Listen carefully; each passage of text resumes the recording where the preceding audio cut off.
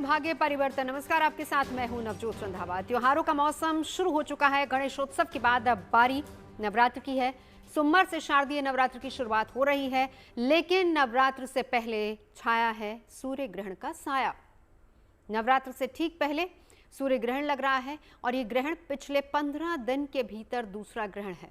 पितृपक्ष की शुरुआत के साथ ही 7 सितंबर को चंद्र ग्रहण लगा था और अब पितृपक्ष का अंत सूर्य ग्रहण से होने जा रहा है। यानी कि ग्रहण का ये अद्भुत और दुर्लभ संयोग है जो कि 122 साल के बाद आया है। और इस खास सूर्य ग्रहण का लोगों के जीवन पर असर क्या पड़ेगा, इससे किन राशियों को लाभ होगा, किन राशियों को थोड़ा सावधान रहने की जरूरत है, इन सब के बारे में विस्तार से आज हम चर्चा करेंगे।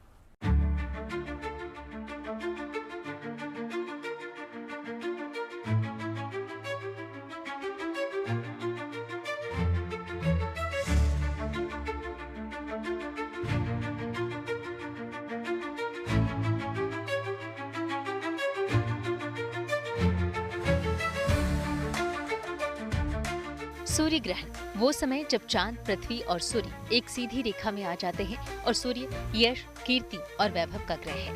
ऐसे में ये घटना ज्योतिष शास्त्र के मुताबिक बहुत अहम है, क्योंकि किसी भी कुंडली में सूर्य सबसे अहम स्थान रखता है और जब सूर्य को ग्रहण लगेगा तो कोई भी कुंडली उसके प्रभावों से बच नहीं पाएगी। ऐसे में सूर्य ग्रहण के समय मंत्र जाप का विधान है। हालांकि ये ग्रहण आंशिक होगा और भारत में दिखाई नहीं देगा, लेकिन विदेशों में ऑस्ट्रेलिया, न्यूजीलैंड समेत कई जगहों पर सूर्य ग्रहण नजर आएगा। भारतीय समय के मुताबिक ग्रहण रविवार रात 10:59 पर शुरू होगा, फिर ये अगले दिन यानी सोमवार को सुबह 3:23 पर खत्म होगा। ये भारत में नजर नहीं आएगा, इसलिए यहाँ सूतक काल नहीं माना जाएगा। इसका मतलब है कि लोग इस दिन बिना किसी चिंता के पूजा पाठ कर सकते हैं। वैदिक ज्योतिष में सूर्य को पिता माना गया है, ऐसे में सूर्य की पूजा का भी खास महत्व है। ये सूर्य ग्रहण भारत में दृश्य नहीं होगा, भारत में दिखाई नहीं देगा, इसलिए किसी तरह के सूतक के नियम लागू नहीं होंगे, किसी सावधानी का पालन करने की जरूरत नहीं है। सिर्फ आप इतना कर सकते हैं कि जिस समय में सूर्य ग्रहण रहेगा उस समय में सूर्य देव के मंत्र जप करके, गुरु मंत्र का जप करके आप उसका लाभ उठा सकते हैं। यानी करीब 4.5 घंटे के लिए लगने वाला साल का ये अंतिम सूर्य ग्रहण भारत में नहीं दिखेगा, हालांकि दक्षिणी गोलार्ध के कई हिस्सों में देखा जाएगा। अंटार्कटिका, ऑस्ट्रेलिया, दक्षिणी प्रशांत महासागर, न्यूजीलैंड और अफ्रीका के कई हिस्से शामिल होंगे। ज्योतिषियों के मुताबिक सूर्य ग्रहण लगने से 12 घंटे पहले सूतक काल लग जाता है। सूतक काल में पूजा पाठ की मनाही होती है, लेकिन सूतक काल केवल तभी मान्य होता है जब सूर्य ग्रहण भारत में दिखे। लेकिन साल का दूसरा सूर्य ग्रहण भारत में नहीं दिखाई देगा, इसलिए इसका सूतक काल भी लागू नहीं होगा।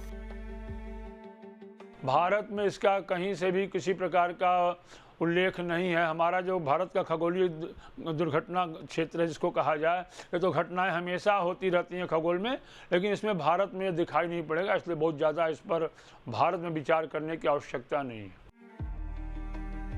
ज्योतिष के जानकार मानते हैं कि अगर कुछ खास उपाय किए जाएं तो सूर्य ग्रहण के बुरे असर को कम किया जा सकता है। मंत्र जाप और ध्यान करने से ग्रहण के दोष कम होते हैं। ग्रहण के दौरान कुंडली के अशुभ योगों को भी समाप्त किया जा सकता है, विशेषकर ऐसे योग जो राहु, केतु या सूर्य से संबंध रखते हों। ग्रहण काल के दौरान या उसके ठीक बाद किसी पवित्र नदी में स्नान करना चाहिए। ग्रहण के बाद अन्न, वस्त्र और धन का दान करने की भी परंपरा है। ग्रहण काल में ध्यान और जप सबसे ज्यादा लाभदायक होता है। सूर्य ग्रहण एक खगोलीय घटना है, लेकिन ग्रहण कोई भी हो, ये ज्योतिषीय लिहाज से हर व्यक्ति के जीवन को प्रभावित करता है। इसलिए सूर्य ग्रहण पर ईश्वर का भजन कीर्तन कीजिए ताकि आपके ऊपर सूर्य की कृपा हमेशा बनी रहे। वाराणसी से रोशन जायसवाल के साथ bureau report, good news today.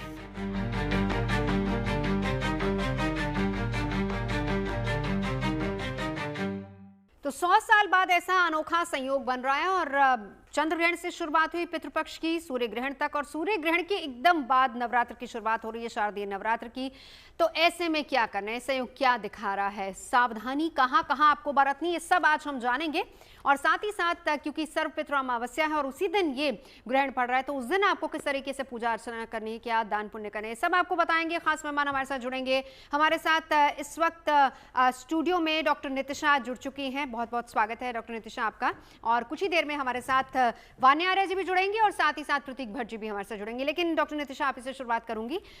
सबसे पहले, क्योंकि कहा जा रहा है कि 100 साल बाद इस तरह का संयोग बन रहा है, कैसे आप इसको देख रहे हैं, शुभ या अशुभ? थैंक यू नवजोत जी, और सभी दर्शकों को राधे राधे और जय माँ पीताम्बरा। देखिए, सूर्य ग्रहण का संयोग, ये बात सच है कि 100 साल के बाद पड़ रहा है, क्योंकि चंद्र ग्रहण से हमारा पितृपक्ष शुरू हुआ और सूर्य ग्रहण सर्व पितृ अमावस्या अमालय अमावस्या पर वो समाप्ति होने जा रही है। चूँकि ये लोग जो हमारा साउथर्न हेमिस्फीयर है वहाँ पर दिख रहा है, भारत में इसको देखने को नहीं मिलेगा, लेकिन क्योंकि नवग्रह का असर मानव जीवन पर हर समय हर सेकंड पड़ रहा होता है, तो जहाँ पर ये सूर्य ग्रहण देखने को नहीं मिलेगा वहाँ पर भी, क्योंकि सूर्य नवग्रहों का राजा है और नवग्रहों का इम्पैक्ट हमारे जीवन पर होता है, तो चाहे वो जलवायु हो या जनजीवन पर इसका इम्पैक्ट देखने को मिलेगा। तो अगर मैं शुभ और अशुभता की बात करूं तो देखिए, सूर्य ग्रहण किसी भी तरह से शुभ तो नहीं माना जा सकता, कभी भी कोई भी ग्रहण, क्योंकि वहां पर उस ग्रह की स्थिति बहुत ज़्यादा डैमेज दिखाई जा रही है, तो वो शुभ तो नहीं माना जाता, इसलिए ये अशुभता का ही प्रतीक है। लेकिन भारत में इसका इम्पैक्ट नहीं है, न्यूजीलैंड, ऑस्ट्रेलिया, फिजी में इसका इम्पैक्ट है, तो वहाँ पर कह सकते हैं कि ज़्यादा इसका असर होगा जो निगेटिव रहेगा। भारत में तो बल्कि मैं कहूँगी ये महोत्सव की तरह है, दूसरे ही दिन से नवरात्रि शुरू हो रही है और इसी दिन शाम को हम अपने पितरों को विदा कर रहे हैं, इसलिए ये जो समय है 4 घंटा 20 मिनट यानी रात्रि 11 बजे से लेकर 3:24 तक अगर साधना की जाए, गजेंद्र मोक्ष का पाठ किया जाए, गीता का पाठ किया जाए, आदित्य हृदय स्तोत्र का पाठ किया जाए, गुरु मंत्र, कुल देवी को प्रसन्न किया जाए, तो ये बहुत अच्छा समय है जिसको हम अच्छे से अपने जीवन में महत्वपूर्ण शुभता को ला सकते हैं। जी बिल्कुल, तो 122 साल बाद इस तरह का संयोग बन रहा है और साथ ही साथ क्योंकि बहुत सारे ऐसे शुभ योग भी बन रहे हैं, ये सब हम आपको बताएंगे, लेकिन सबसे बड़ी बात यह है कि शारदीय नवरात्र की शुरुआत और उससे ठीक पहले ये ग्रहण और साथ ही साथ उस दिन अमावस्या, पितृपक्ष अमावस्या। तो ऐसे में क्या करना है क्या नहीं करना है सब आपको हम आगे बताएंगे। योगों की बात कर लेते हैं, प्रतीक जी भी हमारे साथ स्टूडियो में इस वक्त जुड़ चुके हैं। प्रतीक जी, अब आपके पास आते हुए, जब हम योगों की बात करते हैं, हालांकि बड़ी अच्छी बात नितिशा जी ने कही कि देखिए सावधानी जरूरी है, उसी का जिक्र हम करते हैं, हम डराते नहीं, हम सीधा लोगों को कहते हैं कि आप थोड़ा सा अलर्ट हो जाइए, तो वो जब अलर्ट मोड में होंगे तो आपको क्या करना है ये बताएंगे। लेकिन ऐसे में अगर शुभता का संकेत कहीं कुछ मिल रहा है तो वो कौन से ऐसे शुभ योग है प्रतीक जी जो इस दौरान बन रहे हैं, सबसे पहले वो जानेंगे, फिर उसके बाद अमावस्या पर बात करेंगे। सर, प्रथम तो आप ये समझ लीजिए कि अगले दिन अमावस्या है, जो अमावस्या के अगले दिन नवरात्रि है और इस बार माँ हाथी पर आ रही है। हाथी मतलब सुख, समृद्धि, वैभव के साथ आ रही हैं, तो इससे बड़ा योग क्या हो सकता। मैं हमेशा कहता हूँ साल में 2 बार माता आशीर्वाद देने आती हैं, अगले 6 महीने ठीक करके जाती हैं, तो सबसे बड़ा योग तो नवजोत जी ये है कि अगले दिन नवरात्र माता हाथी पर आ रही हैं। दूसरी चीज़, उस दिन की बात करें तो उस दिन एक अच्छी चीज़ ये है कि सर्वार सिद्धि योग है, और उसी के साथ साथ खास तौर से अगर देखें जो तुला राशि में प्रवेश हुआ है मंगल का, ये बेहतरीन हो गया कंपैरेटिवली। जो अभी तक जहां कुपित चल रहे थे कन्या राशि तक, अब वो अपनी उच्च की अवस्था में पहुंच रहे हैं। उसी के साथ साथ अब यहाँ पे अगर आप देखेंगे तो मिथुन राशि में बृहस्पति और सूर्य चंद्र की एक साथ स्थिति खास तौर से कन्या राशि में ये लाभकारी है, एक लाभकारी योग है। चंद्र और बुध का योग अपने आप में वैभव लक्ष्मी योग होता है, धनदायक योग होता है। तो इसी तरह से अगर इस तरह से देखा जाए तो कुछ चीज़ें अच्छी भी हैं, और सबसे ज़्यादा अगर देखा जाए तो ग्रहण के दौरान पितृपक्ष का पड़ना बहुत अच्छा तो मैं नहीं कहूँगा, 16 दिन का पितृपक्ष होता है, पहले काफ़ी सालों बाद 15 दिन का हो रहा है, लेकिन अगले दिन नवरात्र है, बस यही एक बड़ी और अच्छी राहत है। यानी हम ये कह सकते हैं कि वो थोड़ी सी कठिन घड़ी है, लेकिन वही बात है ना वाना जी कि ग्रहण का असर रहता है।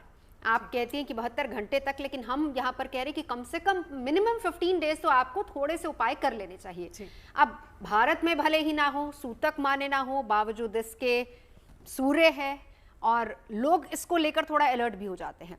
खास तौर पर मैं चाहूंगी कि आप उन महिलाओं के लिए भी बताएं कि उन गर्भवती महिलाएं, उनको क्या करना है, कैसे सावधानी बरतनी है। मैं आपकी बात से बिल्कुल एको करती हूँ नवजोत जी कि ग्रहण का जो मैक्सिमम इम्पैक्ट है वो नेक्स्ट 72 आवर्स तक रहता है, मिनिमल इम्पैक्ट जो है नेक्स्ट 45 डेज तक ज़रूर रहता है। रही बात गर्भवती महिलाओं के लिए, मैं आप लोगों को बोलूँगी ऑल्दो इस ग्रहण का सूतक जो है भारत में लागू नहीं है, लेकिन जो लोग भी देश दुनिया विश्व से हमें देख रहे हैं, आप लोगों को इस टाइम पर ओम गृणी सूर्याय नमः का जाप करना है, ओम सूर्याय नमः का जाप करना है, ओम आदित्याय नमः का जाप करना है, ओम भास्कर भास्कराय नमः का जाप करना है, ओम हिरण्य गर्भे नमः का जो है आपको जीवन में जाप करना है। इस टाइम पर आप गायत्री मंत्र कर सकते हैं, सूर्य गायत्री मंत्र कर सकते हैं। सूर्य देव के पहले घोड़े का नाम भी जो है गायत्री ही था। इस टाइम पर जो आपको जीवन में आता है, मैं हमेशा JNT के माध्यम से आपको बोलती हूँ, जिससे आपकी एनर्जी कनेक्ट करती है, आप मेडिटेशन कर सकते हैं, आप मानसिक जाप कर सकते हैं, आप गुरु मंत्र कर सकते हैं, आप गीता के अध्याय कर सकते हैं। बहुत ज़्यादा स्ट्रेस एंजाइटी फील हो रहा है तो आप ओम नमः शिवाय का जाप भी कर सकते हैं। सबसे सिंपलेस्ट मंत्र, क्योंकि ये सूर्य ग्रहण है तो ओम गृणी सूर्याय नमः, ओम सूर्याय नमः, ये सारे मंत्र जो है आप कर सकते हैं। ओम ह्राम ह्रीम ह्रोम सा सूर्याय नमः, ये सारे मंत्र जो है आपने इस टाइम पर करने हैं। सूर्यदेव हमारे ओज का कारक होते हैं, तेज का। जो प्रेग्नेंट महिलाएं हैं, आप कोई भी पॉइंटेड चीज़ जो है इस टाइम पर ना यूज़ करें, कटिंग चॉपिंग से बचें। सूर्य को आपको अपनी नेकेड आइज से नहीं देखना है, क्योंकि कहीं ना कहीं ये हमारे रेटिनल डैमेज का जो है रिस्पॉन्सिबल होता है, हमारी आंखों के रेटिना को डैमेज करता है। यूवी रेज जो है आपकी स्किन को डैमेज करती है। तो जो भी कंट्रीज़ में लग रहा है, जैसे न्यूजीलैंड हो गया, फिजी हो गया, अंटार्कटिका हो गया, साउथ अमेरिका हो गया, अफ्रीका हो गया, पैसिफिक बेल्ट हो गई, उन लोगों के लिए तो मैं स्पेशली बोलूँगी आप प्लीज़ इसे जो है सर्टिफाइड ग्लासेस से ही आप देखें। और भारत में जो लोग हैं, यहाँ तो ग्रहण के टाइम पर अंधेरा होगा, इस टाइम पर सूतक है नहीं। 10:59 PM 21 सितंबर से ये शुरू होगा, तो आप लोगों को इतनी टेंशन लेने की जरूरत नहीं है, बस आप जाप करते रहिए। ठीक है, अब हम योगों की बात करेंगे। नितिशा जी आपके पास आते हो, एक एक करके योगों के बारे में बताते जाइए, उसका असर कितना होगा और क्या करना है ये भी बताते जाइए। जी, सर्वपित्र अमावस्या इस साल सर्वात सिद्ध योग में पड़ रही है। ये बहुत बड़ा योग है कि जिस दिन सर्वपित्र अमावस्या है उस दिन सर्वात सिद्ध योग भी है और सूर्य ग्रहण भी लगने जा रहा है। दिन रविवार का दिन है। और अगर गोचर, ग्रह गोचर की बात करें तो देखिए, कन्या राशि के उत्तरा फाल्गुनी नक्षत्र फॉलोड बाय हस्त नक्षत्र से वो आगे बढ़ रहे हैं, जहाँ पर शनि की 180 डिग्री यानी 7वीं दृष्टि सूर्य पर पड़ रही है। सूर्य और बुध एक साथ है, बुधा आदित्य राजयोग है, सूर्य चंद्रमा एक साथ है, क्योंकि अमावस के दिन ही सूर्य को ग्रहण लगता है। तो अमावस की रात्रि 11 बजे से लेकर 3:23 तक ये ग्रहण काल है। मैं आपके माध्यम से ये भी बोलना चाहूँगी, आपके चैनल के माध्यम से, कि जो लोग नवरात्रि का जो पूजन सामग्री है वो एक दिन पहले ही अपने घर पर ले आते हैं, तो कृपया इस चीज़ को इस साल ना दोहराएं कि नवरात्रि का जो पूजन सामग्री है वो एक दिन पहले आप लेकर के आए। इसको आपने सुबह उठ के लाना है, क्योंकि सूर्य ग्रहण की जो अवधि है वो रात्रि काल में लग रही है। जब वो समाप्त हो जाएगी उसके बाद ही अपनी आप तैयारियां कर सकते हैं। हमारे शास्त्रों में एक नियम बहुत उससे लिखा गया है कि जो नवरात्रि से पहले और अमावस के दिन स्पेशली, ये बहुत से ग्रंथों में लिखा गया है कि अमावस के दिन सफाई या कपड़े धोना या बहुत ज़्यादा कूड़ा करकट नहीं निकालना चाहिए। ये गरुड़ पुराण में भी मेंशन है। तो कृपया अपने घर की जो सफाई है जो नवरात्रों से पहले होती है वो पहले ही कर लें, क्योंकि इस दिन किसी भी तरह की सफाई या मंदिर को भी साफ नहीं करना है। भले ही यहाँ पे सूतक पातक नहीं लग रहा है, लेकिन आपका मंदिर आप सुबह उठ के ही शुद्धिकरण करेंगे। इसको पहले से ही साफ करके रख ले, क्योंकि ये पूरा ही दिन आप मंदिर का शुद्धिकरण नहीं कर पाएंगे। और बहुत अच्छा योग है, माँ गज पर सवार होकर के आ रही है, इसलिए ये नवरात्रि और नवरात्रों के लिए कहा भी गया है कि श्राद्ध घटते हुए और नवरात्रि बढ़ते हुए बहुत शुभ मानी जाती है। और इस बार की नवरात्रि बढ़ती हुई आ रही है, जो बहुत शुभ है। चलिए, उसी शुभ का संकेत क्या है वो भी हम समझेंगे आपसे, और बहुत इंपॉर्टेंट है क्योंकि घट स्थापना किस तरीके से करनी मैं चाहूंगी उसका विधि विधान भी आप आगे बताएं। लेकिन प्रतीक जी, आपके पास आते हुए, ग्रहण भी अमावस्या भी दोनों एक साथ किस तरीके से पितरों का आशीर्वाद ले सकते हैं इस दिन? देखिए, ग्रहण भी और अमावस्या भी, और ग्रहण सूर्य चंद्र को ही लगता है और अमावस्या में पितरों की पूजा भी उन्हीं के लिए होती है। तो इससे अच्छा दिन नहीं अगर इसमें पॉजिटिविटी ढूंढी जाए। तो माता और पिता आपके हों चाहे आपके माता पिता के हों, उन्हीं के लिए आप श्राद्ध करेंगे। तो इस दिन कहा जाता है, अगर आपको किसी की भी तारीख नहीं पता है, आपको कुछ भी उनके बारे में नहीं पता है, तो उस दिन उनके नाम से बस दान कर दीजिए। क्या दान कर सकते हैं? सर्वश्रेष्ठ होता है जो उन्हें पसंद हो। जैसे अगर आपके माता पिता हैं लेकिन उन्हें उनके अपने माता पिता की डेट नहीं पता, तो उनसे पूछिए उन्हें क्या पसंद था। अगर उन्हें चावल पसंद थे, चावल का दान कर दीजिए। उन्हें अगर आटा पसंद था तो आटे का दान कर दीजिए। दूध दही पसंद था, उसका दान कर दीजिए। अब यहाँ पे एक चीज़ समझने वाली है, इस दिन को महालय कहा जाता है। महालय मतलब महान निवास कहा जाता है इसी दिन से, क्योंकि रात्रि से, जैसे नितिशा जी बता रही थी, हम पूजा पाठ की शुरुआत कर देते हैं। तो माता का पृथ्वी पर आगमन होता है और अपने जो भी श्रद्धा उनके जो भक्त होते हैं उनके कष्टों का निवारण करने आती हैं पृथ्वी पर। तो इसीलिए ये आप कह सकते हैं कि इस तरह से खास तौर से पितृपक्ष और ग्रहण का एक ही दिन पड़ना और उसके बाद नवरात्रि का आना अपने आप में बहुत कुछ समेटे हुए। इस दौरान आप सूर्याष्टकम का पाठ करें, गायत्री मंत्र का पाठ करें, ओम घृणी सूर्याय नमः का पाठ करें, ओम आदित्याय नमः का पाठ करें, और हो पाए तो राम रक्षा स्तोत्र पढ़ लीजिए। इससे क्या होगा, जो आपको एक भय है कि ग्रहण वो भी अमावस्या सर्वपितृ अमावस्या के साथ, तो वो भी खत्म हो जाएगा। आपका स्वास्थ्य, आपका जीवन, आपका धन, आपकी नौकरी, सब राम रक्षा स्त्रोत से कहीं ना कहीं उसकी रक्षा होने लगती है। ठीक है, चलिए अब हम आपकी राशि के हिसाब से बात करेंगे। पहली 3 राशि वाना जी आपके पास आते हुए, क्योंकि देखिए हम कह रहे हैं और आप ये जो पूरा पैनल यहाँ पे बैठा, चाहे प्रतीक जी हैं, नितिशा जी हैं, आप सभी कह रहे हैं कि ये इसको एक शुभ तरीके से देखना चाहिए। और गुड न्यूज़ टुडे का मकसद ही ये है कि खबर चाहे कितनी नेगेटिव हो, हम उसमें से पॉजिटिविटी निकाल ही लेते हैं। यही बात प्रतीक जी ने अभी की है। तो इसमें हम जब पॉजिटिव की बात करते हैं तो पहली 3 राशियां अगर कहीं अशुभता है तो उसमें साथ ही साथ आप उपाय बताते जाइए, क्योंकि सावधान भी रहना है, वो भी बहुत जरूरी है। मेष, वृषभ और मिथुन। जी, मेष राशि की अगर हम बात करते हैं तो ये ग्रहण आपके कुंडली के 6ठे भाव में लगेगा, तो कहीं ना कहीं आपको अपनी हेल्थ का जो है थोड़ा सा ध्यान रखना है। छोटे मोटे इश्यूज जो हैं हेल्थ से रिलेटेड आ सकते हैं, लेकिन शत्रुओं पर जो है आपको विजय मिलेगी। अगर आप किसी भी कॉम्पिटिटिव एग्ज़ाम के लिए जो है अपीयर कर रहे थे तो वहाँ पर भी आप देखेंगे कि कहीं ना कहीं आपको वहाँ पर जो है सक्सेस मिलेगा। इसके अलावा जो है उपाय के तौर पर आपको क्या करना है, स्वामी है आपके राशि के मंगल, तो ओम हनुमते नमः का जाप करना है। क्योंकि ये सूर्य ग्रहण है तो आप जो है ओम घृणी सूर्याय नमः का जाप कर सकते हैं, ओम सूर्याय नमः का जाप कर सकते हैं, गायत्री मंत्र कर सकते हैं, ओम भूर्भुवः स्वः तत्सवितुर्वरेण्यं भर्गो देवस्य धीमहि धियो यो न प्रचोदयात्। ग्रहण के बाद जो है स्नान दान की हमारे जीवन में, हमारी लाइफ में बहुत ज़्यादा महत्वता होती है, तो आपको ग्रहण के बाद कुछ भी लाल दान करना है। वैसे भी आपकी राशि के स्वामी मंगल देव हैं, तो अब अगर आप मसूर की दाल का दान करते हैं तो आपके दोनों दान हो जाएंगे। आपके पितरों को जो भी पसंद था, जो भी चीज़ें उन्हें खाने में पसंद थी, आप वो दान भी कर सकते हैं। गेहूं का दान कर सकते हैं या फिर गुड़ का दान भी कर सकते हैं। वृषभ राशि के लिए मैं कहूँगी कि आपके लिए भी ये ग्रहण जो है ये कहीं ना कहीं पॉजिटिव है। इसके इम्पैक्ट्स आपको आपकी लाइफ में बहुत सारे एरियाज़ में देखने को मिलेंगे। फिर चाहे वो आपकी लाइफ में आपका करियर है या आप और भी देखेंगे कि कहीं ना कहीं आपको एक सेंस ऑफ स्टेबिलिटी, जो पहले जो आपका टाइम था, अभी जो है कंपैरेटिवली जो है ये टाइम जो है आपको थोड़ा सा बेटरमेंट फील होगी। और कहीं ना कहीं आपका मन जो इतने टाइम से मचल रहा था वो भी जो आप देखेंगे कि एक सेंस ऑफ सिक्योरिटी आपको फील होगी। उपाय के तौर पर आपको क्या करना है, उपाय के तौर पर सूर्य सहस्त्रनाम का पाठ कर सकते हैं, सूर्य अष्टकम का पाठ कर सकते हैं, तो आप देखेंगे आपको थोड़ा सा बेटर फील होगा।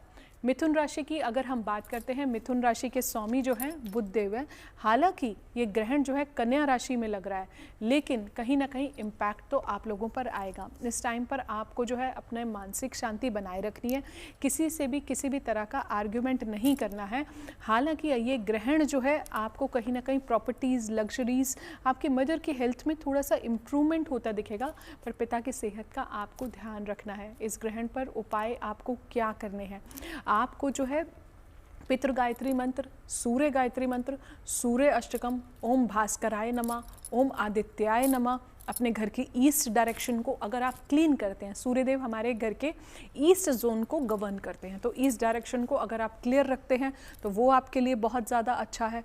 और जो है जब ग्रहण के बाद जब नवरात्रि शुरू होगी तो आपके ईस्ट वॉल पर 7 इंचेस से कॉपर या ब्रास के आप सूर्यदेव जो है लगा सकते हैं। सूर्य यंत्र की स्थापना भी इस टाइम पर आप ग्रहण के बाद नवरात्रि के पहले दिन आप कर सकते हैं। बिल्कुल, चलिए बाकी राशियों का जिक्र करेंगे, लेकिन उससे पहले अब क्योंकि एक दिन पहले अमावस्या है, ग्रहण लग रहा है, नितिशा जी आप ये बता रही कि सब कुछ नवरात्र से जुड़े जितने भी काम हैं वो आपको उसी दिन करने होंगे, यानी कि पहले नवरात्र के दिन, यानी कि 22 तारीख को, क्योंकि उसी दिन शुभ मुहूर्त भी पड़ रहा है। मुहूर्त भी बताइए और साथ ही साथ घट स्थापना किस तरीके से करनी वो भी बताइए। जी, तो सबसे पहले 22 तारीख से ही नवरात्रि की शुरुआत हो रही है और सुबह 6:08 से ये मुहूर्त शुरू हो रहा है। जो 8:06 तक रहने वाला है। तो ये जो समय है, इस समय आप घट स्थापना कर सकते हैं, इसलिए आपको सामान सुबह ही लाना और ब्रह्म मुहूर्त में उठकर आपको मंदिर की साफ सफाई करनी होगी। जो इस समय भी नहीं कर पा रहे हैं किसी भी कारणवश, वो 11:30 बजे से लेकर 12:30 बजे तक दोपहर में अभिजीत मुहूर्त में भी घट स्थापना कर सकते हैं। अब जैसे घट स्थापना की जाती है तो हम देखते हैं घट है जिसमें पंच पल्लव से हम उसकी स्थापना करते हैं, जिसे हम देवी का आवाहन भी कहते हैं, और पंच तत्वों को भी एक्टिवेट करते हैं, और साथ ही साथ गणेश जी, शिव जी, विष्णु जी और ब्रह्मा जी को भी एक्टिवेट करते हैं, उनका आवाहन करते हैं। तो पहले तो आपने कलश लेना है, और मिट्टी जो है वो पृथ्वी तत्व है, इसलिए मिट्टी का कलश है तो बहुत अच्छा रहेगा। अदरवाइज आप तांबे, पीतल, चांदी जो भी कलश ले सकते हैं। इसको शुद्धिकरण बहुत ज़रूरी है, तो इसका साफ सफाई कर लीजिए। इसके बाद इसके जो गर्दन पर एक कलावा 3 बार बांधते हुए ब्रह्मा, विष्णु, महेश का जाप करें, और इसके ऊपर स्वास्तिक का चिन्ह, ओम का चिन्ह और श्रीम का चिन्ह भी आप लोग बना सकते हैं, जो रोली से और इत्र से और गंगा जल से बनाया जाएगा। अब इसके बाद एक चौकी को पूरा साफ करके उस पर लाल रंग का कपड़ा बिछाकर अष्टदल बनाते हुए, यानी चावल को आप पहले रोली से हल्का सा लाल कर लीजिए और उसका अष्टदल कमल बनाते हुए आपने कलश की स्थापना करनी है। अब इस कलश में सर्वप्रथम गंगा जल, हल्दी की 1 गांठ, 1 इलायची, 2 लौंग, 1 चांदी का या कोई भी सिक्का आप रख सकते हैं, और 1 सुपारी रखना बिल्कुल भी ना भूलें। अब पंच पल्लव की बात आती है, जो आकाश तत्व को भी दिखाता है। हमारे शास्त्रों में पंच पल्लव के बारे में बहुत अच्छी विवेचना की गई है कि आम का पत्ता, पीपल का पत्ता, पलाश का पत्ता, बरगद का पत्ता ये होने चाहिए। लेकिन अगर आपको ये पंच पल्लव में से नहीं मिल रहे हैं तो जो अशोक लगा लेते हैं अपने घर में, वो बिल्कुल भी नहीं लगाया जाना चाहिए, क्योंकि ये जो अशोक, जिस अशोक वृक्ष के नीचे सीता जी बैठी थी, ये वो अशोक नहीं है। इसलिए आप आम के पत्तों का इंतजाम करिए, और आम के पत्तों से भी आप पंच पल्लव बना सकते हैं। उसके बाद नारियल की स्थापना होगी।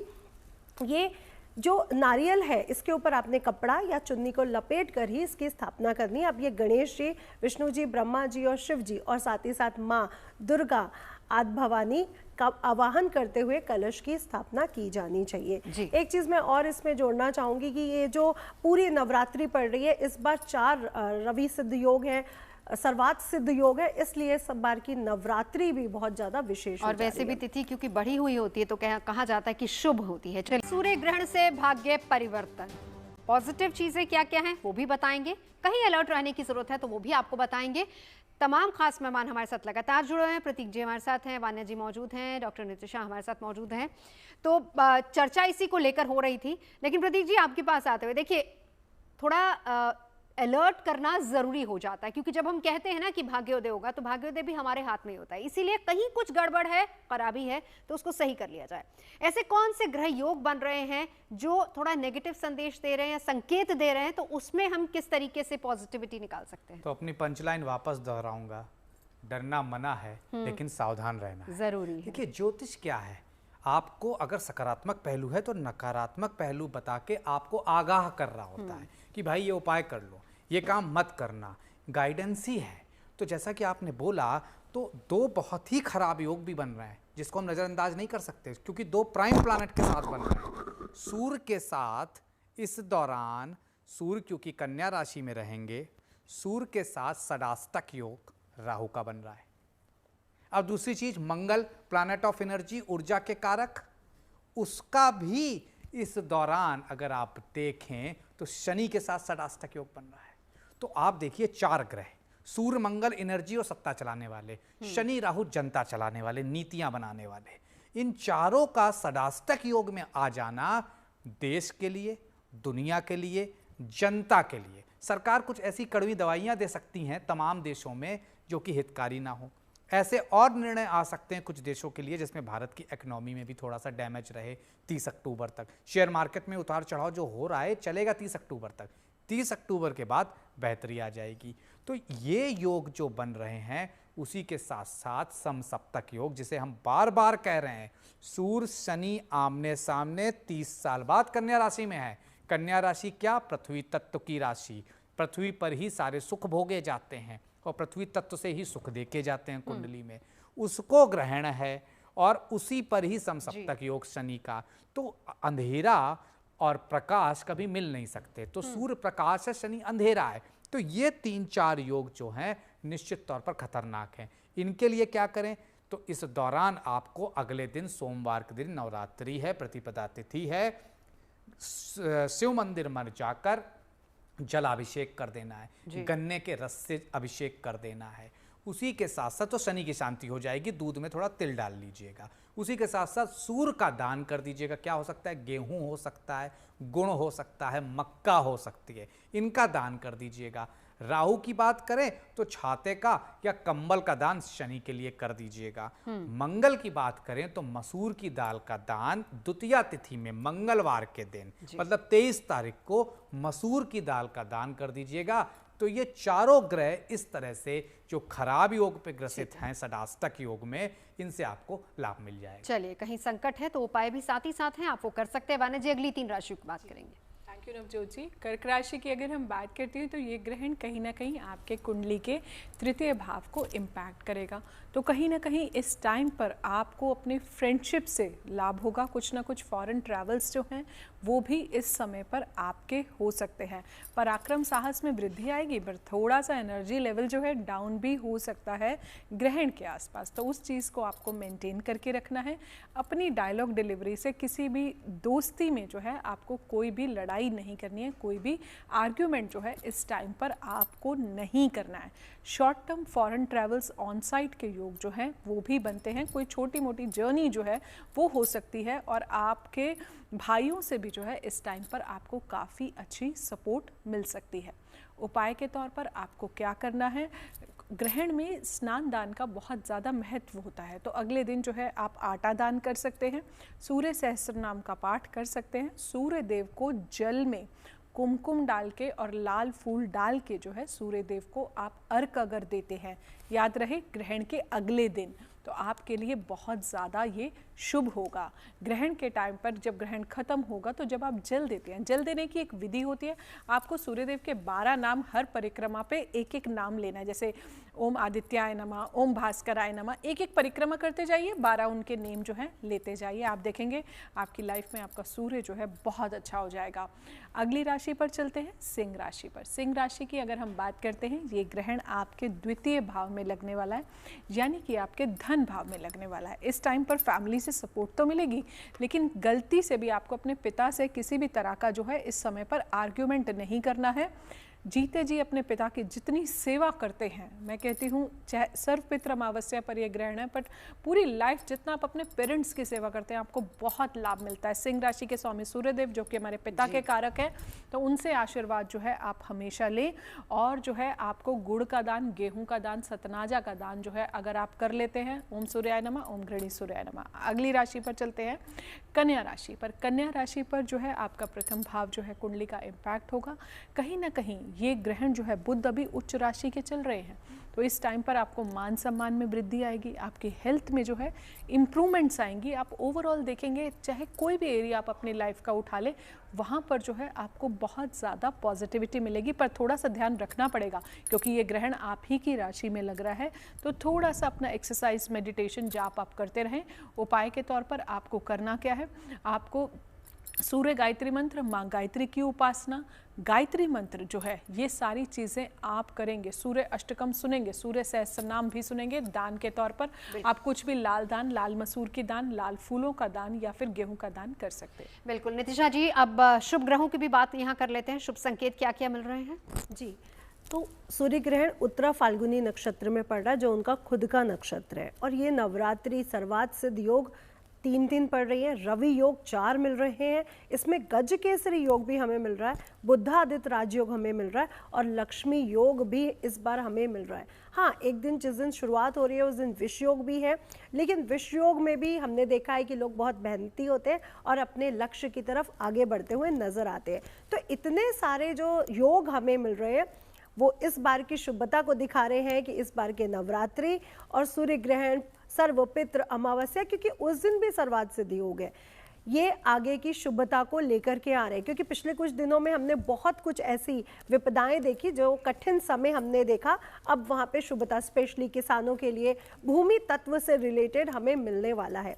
लेकिन जो भारत का पूर्वी क्षेत्र है वहाँ पर दुर्घटनाएं, कुछ आगजनी हो जाना, फॉरेस्ट में चाहे आग लग जाए या कोई ऐसी दुर्घटना जो हमारे लिए अच्छी ना हो, ऐसे होने के चांसेस भी आने वाले समय में बनते हुए नजर आ रहे हैं, क्योंकि दो ग्रहण बहुत नजदीक पड़ गए हैं, इसलिए ये दुर्घटनाएं भी होते हुए नजर आ रही हैं। साथ ही साथ उसका उपाय भी बताते जाइए। जी, उपाय के तौर पर बस मैं इतना कहना चाहूंगी, अगर हम नवग्रहों के राजा को ही प्रसन्न कर लेते हैं तो नवग्रह भी हमसे प्रसन्न हो जाते हैं। और खुद भगवान कृष्ण विष्णु ने हमें ये कहा है कि जो देव नवग्रहों में जो मैं हूँ वो सूर्य में हूँ, पीपल के वृक्ष में मैं हूँ, गीता में मैं हूँ। तो अगर आप सूर्य देवता की आराधना करते हैं, उनको जल देते हैं, आदित्य हृदय स्त्रोत का पाठ करते हैं, गजेंद्र मोक्ष पढ़ते हैं, राम रक्षा स्त्रोत पढ़ते हैं, तो आपके चाहे कोर्ट कचहरी से रिलेटेड बड़े बड़े मामले हो, क्योंकि यहाँ पे शासन और सत्ता को ग्रहण लगने जा रहा है, तो कई लोग जो जॉब्स में, जो सरकारी चीजों से रिलेट कर रहे हैं, उनको भी कुछ कठिनाइयां आने को मिल सकती हैं। इसलिए ये सबका पाठ करिए,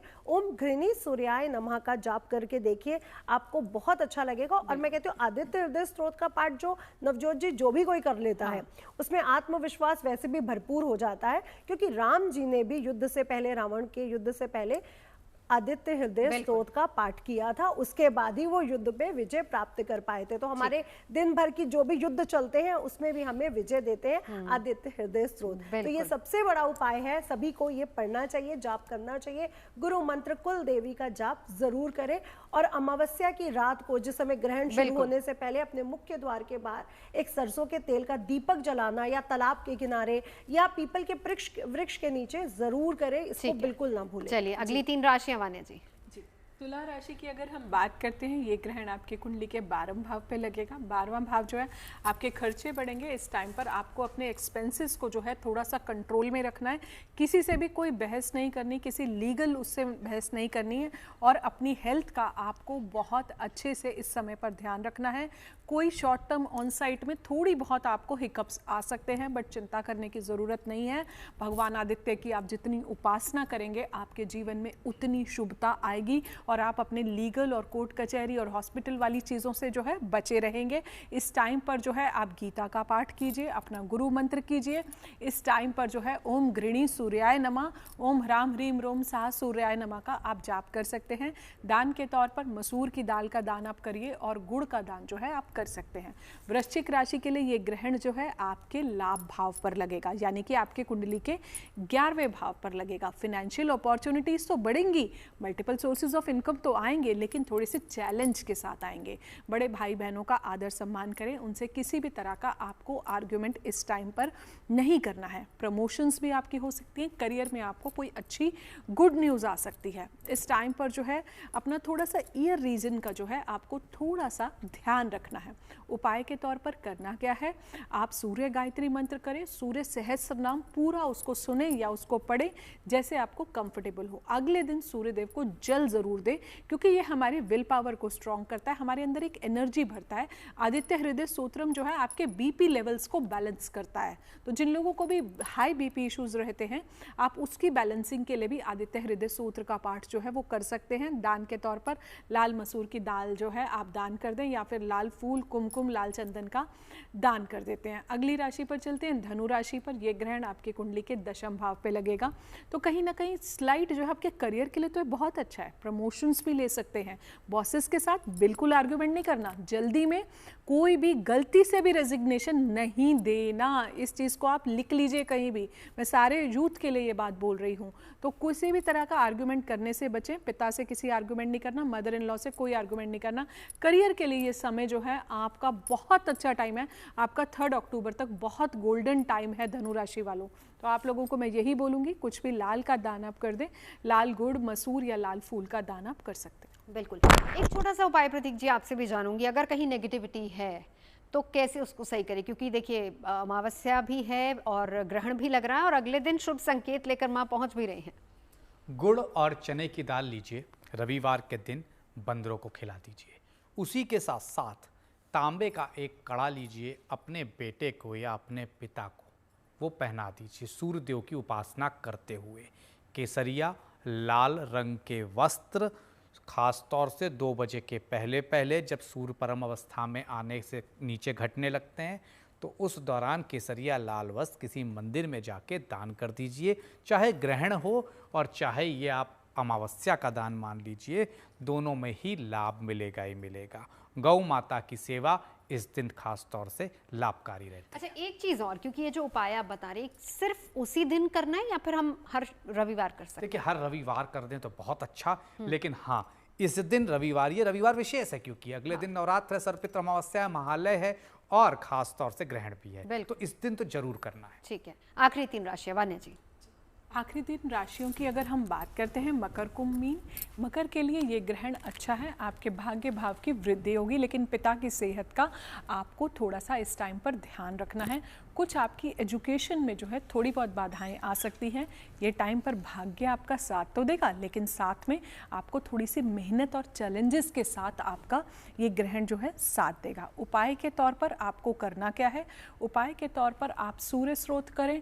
आप इसके बाद सूर्यदेव के 12 नाम का पाठ जो है अगर आप कर सकते हैं, जब आप सूर्यदेव को जल देते हैं तो उनसे विनती करें कि आपके भाग्य में वृद्धि लाएं, कहीं ना कहीं आपके जीवन में उस तेज को बढ़ाएं और उस ओज को बढ़ाएं। पिता के पैर छूकर जो है आपको नमन जरूर करना है। उपाय के तौर पर कुछ भी लाल दान कर सकते हैं, लाल फूलों का दान, लाल चंदन का दान। किसी गवर्नमेंट एम्प्लॉय, गवर्नमेंट ऑफिशियल को आप अगर कुछ गेहूं का दान कर देते हैं तो वो भी आपके लिए बहुत ज़्यादा शुभ होगा।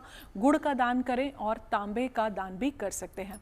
कुंभ राशि के लिए मैं कहूँगी थोड़े बहुत चैलेंजेस जो है मुझे दिखते हैं। यहाँ कहीं ना कहीं आपकी कुंडली का अष्टम भाव इम्पैक्ट हो रहा है, तो आपको इस टाइम पर अपने हेल्थ का बहुत ज़्यादा ध्यान रखना है। 7.5 का आखिरी चरण भी आपका चल रहा है और कहीं ना कहीं आपकी राशि में इस समय पर राहु देव भी विराजमान है। तो इस टाइम पर आप जितना हो सकता है इन लॉज के साथ कुछ भी आप आर्ग्यूमेंट नहीं करें। कहीं से कुछ अनएक्सपेक्टेड धन जो है वो ज़रूर आपकी लाइफ में आ सकता है। दान के तौर पर आप कुछ भी, फिर से मैं यही बोलूँगी, गुड़ का दान, तांबे का दान, सतनाजा का दान, अनाज का दान या फिर किसी भी गरीब को खाना खिला दो। कुछ अपने पितरों को जो पसंद है वो आप कर दो और इसके अलावा सूर्य सहस्त्रनाम और गीता का पाठ कर लें। अंतिम राशि पर आ जाते हैं, मीन राशि पर। मीन राशि के लिए ये ग्रहण आपकी कुंडली के 7वें भाव पर लगेगा। आपको अपने लाइफ पार्टनर के साथ किसी भी तरह का आर्गुमेंट नहीं करना है। मैरिटल रिलेशनशिप्स को कॉर्डियल रखना है। बिजनेस पार्टनरशिप्स में, कोई नई पार्टनरशिप में इस टाइम पर जो है आप एनरोल ना कीजिए और ये जो टाइम है आपके लिए वृद्धि लाएगा, रिलेशनशिप्स को स्मूथ करेगा, पर आर्ग्यूमेंट नहीं करना लाइफ पार्टनर से। ये चीज़ मैं पहले ही आप लोगों को बोल रही हूँ। और इस टाइम पर जो है उपाय के तौर पर आपको करना क्या है? सूर्य अष्टकम का पाठ, आदित्य हृदय स्तोत्रम का पाठ और कहीं ना कहीं जो फादरली फिगर्स हैं, खाली पिता ही नहीं, आपके आसपास जो भी फादरली फिगर्स हैं उनको पैर छूकर उनका नमन कीजिए। दान के तौर पर लाल दान, लाल चंदन और सतनाजा का दान, और अपने पूर्वजों के लिए अगर आप जो दान निकालते हैं किसी ब्राह्मण को आप खिला दें तो वो आपके लिए बहुत ज़्यादा शुभ होगा। सूर्यदेव को हर दिन जल दें, हर दिन अपने पिता की सेवा करें। चलिए 30 सेकेंड्स, लास्ट एक उपाय नितिशा जी। तो महालय जो अमावस्या है वो बहुत विशेष है। जब कर्ण भी गए तो उनको अनाज और जल नहीं मिला, इसलिए उनको वापस आना पड़ा पितरों की सेवा के लिए। इसलिए अन्न और जल का दान करना बिल्कुल भी ना भूले। अंधों को, लूले लंगड़ों को, कुत्ते को, कौवे को और गाय को अगर आप भोजन खिला देते हैं, पूरा ही साल पितरों की सेवा पूरा साल होनी चाहिए, सिर्फ पितृ पक्ष में क्यों। और देवी की पूजा भी पूरा साल होनी चाहिए। हमारे घर में माँ के रूप में, स्त्री के रूप में और बेटी के रूप में, बहन के रूप में। तो अगर ये उपाय भी हम कर लेते हैं तो हमारे जीवन से सभी प्रकार के कष्ट दूर हो जाएंगे। चलिए, बहुत बहुत शुक्रिया आप तमाम खास मेहमानों का हमारे साथ जुड़ने के लिए। नवरात्र, लेकिन उससे पहले अमावस्या और उस पर ग्रहण, किस तरीके से भाग्योदय आपका होगा, नेगेटिव पॉजिटिव है, सब कुछ हमने आपको बताया।